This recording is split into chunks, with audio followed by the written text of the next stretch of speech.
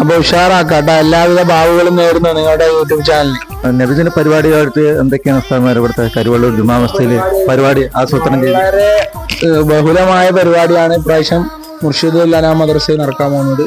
കുട്ടികളുടെ കാര്യപരിപാടികൾ, അതുപോലെ തന്നെ വലിയ മുതിർന്ന പൂർവ്വ വിദ്യാർത്ഥികളുടെ ദഫ്. അപ്പൊ ഇപ്രാവശ്യത്തെ നബിദിനം കരിവള്ളൂർ കൊണ്ടുപോയി. ഓക്കെ,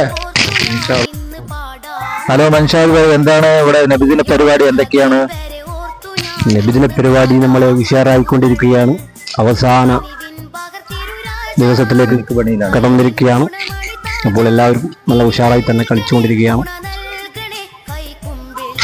ഇപ്പൊ ഏതൊക്കെ ദിവസമാണ് ഇവിടെ കരുവള്ളൂർ ജുമാ മസ്ജിദിൽ പരിപാടികൾ ആസൂത്രണം ചെയ്തിരിക്കുന്നത്? നിങ്ങൾ കമ്മിറ്റി ആണല്ലോ, അപ്പൊ അതിനെക്കുറിച്ചൊന്ന് വിശദീകരിച്ചാൽ എല്ലാവർക്കും ഒന്ന് മനസ്സിലാക്കാം.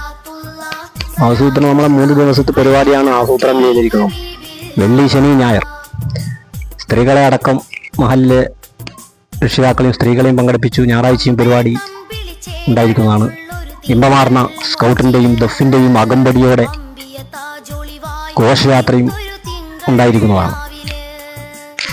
ഓക്കെ, ഇൻഷാ അല്ലാഹ് നമുക്ക് ഈ നബിദിനം 1500-ാമത്തെ മുത്ത് നബി സല്ലല്ലാഹു അലൈഹി വസല്ലമയുടെ ജന്മദിനം കരുവള്ളൂർ ജുമാ മസ്ജിദ് വളരെ ഗംഭീരമായി നടത്താൻ കമ്മിറ്റി ഭാരവാഹിയായ മൻഷാദ് നമ്മൾ സൂചിപ്പിച്ചിട്ടുണ്ട്. വളരെ ഗംഭീരം. എല്ലാവരും ദുആ ചേർക്കുക.